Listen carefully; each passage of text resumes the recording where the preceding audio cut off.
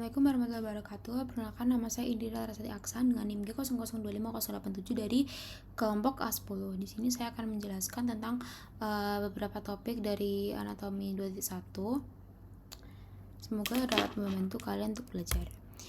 Jadi soalnya itu ada seorang perempuan berusia 25 tahun baru saja menikah sekitar 3 bulan yang lalu. Sejak awal pernikahan, keduanya memiliki keinginan kuat untuk segera memiliki keturunan. Yang pertama, jelaskan alur perjalanan oosit sejak dilepaskan dari ovarium sampai mencapai kavum uteri. Lalu jelaskan di mana lokasi fertilisasi yang paling sering terjadi. Dan jelaskan mengapa daerah fornix posterior memiliki nilai klinis penting. Kemudian kaitkan dengan prosedur seperti kuldosentesis dan kolpotomi. Jadi ini ada alur perjalanan oosit saat dilepaskan dari ovarium sampai mencapai kavum uteri. Ini gambarnya ada day 1 sampai day 7. Nah, jadi perjalanan oosit dari ovarium hingga mencapai rahim merupakan proses biologis yang sangat teratur dan bergantung pada koordinasi hormonal serta struktural anatomi sistem reproduksi wanita. Tahapannya itu ada ovulasi, yaitu pelepasan dari ovarium. Proses dimulai ketika folikel matang atau folikel digraft di ovarium pecah akibat lonjakan hormon LH, luteinizing hormone. Oosit sekunder dilepaskan keluar ovarium. Di tahap ini, oosit itu masih dikelilingi oleh lapisan pelindung yang disebut zona pellucida dan kumpulan sel folikel yang disebut corona radiata. Nah, terus yang kedua itu ada penangkapan oleh fimbriae. Nah, fimbriae ini setelah keluar dari ovarium, dia ini oositnya tidak akan langsung berada dalam saluran, tetapi ujung saluran tuba fallopi memiliki struktur seperti jari-jari yang disebut fimbriae. Dia ini akan bergerak menyapu permukaan ovarium untuk menangkap oosit dan mengarahkannya masuk ke dalam tuba fallopi yang disebut ostium. Nah, terus oosit kemudian bergerak menuju bagian terluas di tuba fallopi, yaitu ampula. Nah, di sini tuh tempat paling sering terjadi fertilisasi atau pembuahan jika ada sperma masuk. Nah, jika jadi pembuahan, oosit ini akan menyatu dengan sperma dan membentuk zigot. Tapi kalau nggak jadi pembuahan, dia ini akan tetap bergerak menuju rahim, namun akan berdegenerasi selama 24 jam.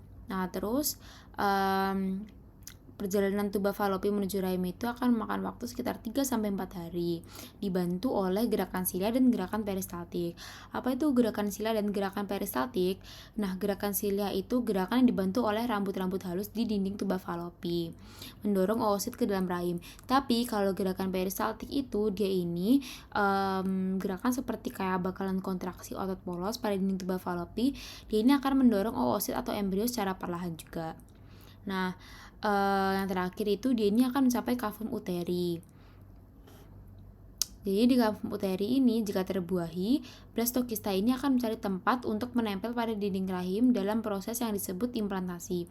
Tapi kalau nggak terbuahi, dia ini sel telur yang di sana itu akan mati dan ikut keluar bersama luruhnya dinding rahim atau disebut menstruasi. Nah, ini ada gambar tempat fertilisasi. Tempat fertilisasi yaitu di tuba fallopi. Nah, gimana prosesnya? Yang pertama itu ada fase pelepasan dengan ovulasi dan oosit pick up atau kayak pengambilan oosit. Nah, oosit ini tidak memiliki alat gerak sendiri seperti ekor pada sperma. Jadi, dia ini bakalan bergantung pada struktur yang ada di sekitarnya. Nah, saat folikelnya pecah, oosit ini akan keluar bersama cairan folikel. Nah, fimbriae yang disapu tadi itu, dia ini memiliki silia yang akan berjunjut ke arah dalam. Gerakan ini menciptakan arus hisap kecil di cairan peritoneal yang menarik oosit masuk ke dalam saluran tuba fallopi. Nah, jadi tuba fallopi ini itu kan dia memiliki panjang sekitar 10-12 cm dan terbagi menjadi 4 bagian utama dengan fungsi spesifik. Nah, 4 bagian utamanya itu apa? Dia ini ada yang pertama infundibulum. Infundibulum ini bagian yang bentuknya kayak corong berada paling dekat dengan ovarium. Nah, harus ada ampula.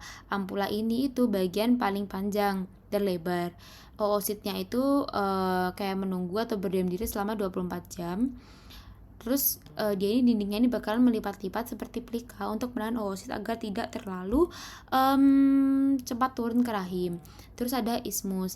Nah, ismus ini adalah bagian lebih sempit dan berdinding otot tebal.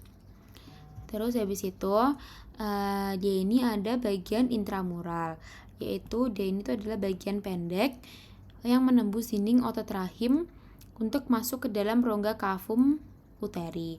Nah, yang ketiga itu ada mekanisme transportasi. Mekanisme transportasi itu ada gerakan silia dan peristaltik tadi. Nah, jadi silia itu menggunakan bulu-bulu halus, rambut halus. Nah, ini bergetar searah menuju rahim, menarik. Dia ini akan aktivitas lininya akan meningkat drastis tepat setelah ovulasi karena pengaruh hormon estrogen. Nah, terus habis itu ada perubahan status dari oosit ke blastokista. Nah, jika terjadi fertilisasi di ampula, oosit ini akan berubah menjadi zigot selama 3-4 hari. Perjalanan menyusuri tuba falopi, zigot nggak akan diam, tapi dia ini akan membelah menjadi 2 sel, 4 sel, hingga 8 sel. Nah, morula ini adalah kumpulan sel yang padat seperti buah arbe. Kalau blastokista ini tahapan saat embrio memiliki rongga di dalamnya. Ini tuh bentuk akhirnya sampai di rahim, sadar tiba di kavum uteri. Begitu mencapai rongga rahim, sekitar hari kelima, embrio itu nggak bakal langsung menempel, jadi akan melayang bebas selama 1-2 hari di dalam cairan rahim untuk mencari lokasi terbaik dinding endometrium sebelum akhirnya melakukan implantasi. Nah, ini itu ada gambar dari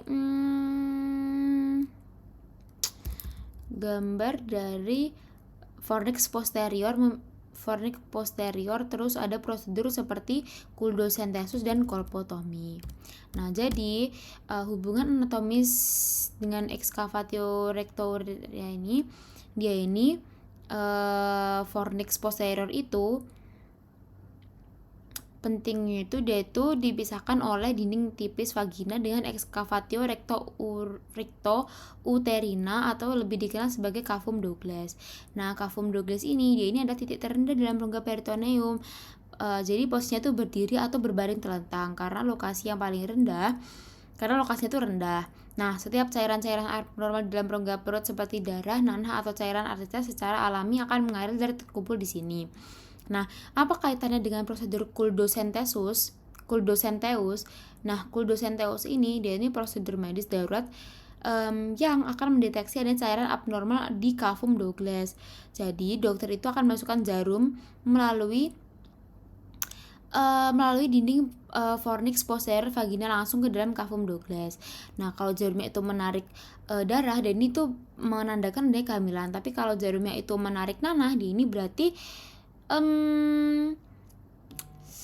kalau mereka itu berarti dia adanya infeksi gitu. Terus habis itu keuntungannya itu fornix posterior memberikan akses cepat dan paling tidak invasif ke rongga peritoneum tanpa harus melakukan pembedahan perut besar atau laparotomi. Nah, kaitannya dengan prosedur kolpotomi posterior itu apa? Nah, kaitannya itu prosedur pembuatan setan dinding vagina untuk mencapai rongga pangguli ini, itu fungsinya itu kalau ada kumpulan nanah itu dokter tuh bakal menyayat bagian fornix posterior untuk melakukan nanah tersebut. Nah, kalau kolpotomi itu melalui fornix posterior juga sering digunakan sebagai pintu masuk untuk prosedur bedah ginekologi tertentu, seperti pengangkatan kista ovarium kecil atau bahkan sterilisasi tubektomi sehingga tidak meninggalkan bekas luka di kulit perut pasien. Mungkin sekian dulu penjelasan dari saya. Terima kasih. Maaf apabila banyak salah kata. Wassalamualaikum warahmatullahi wabarakatuh.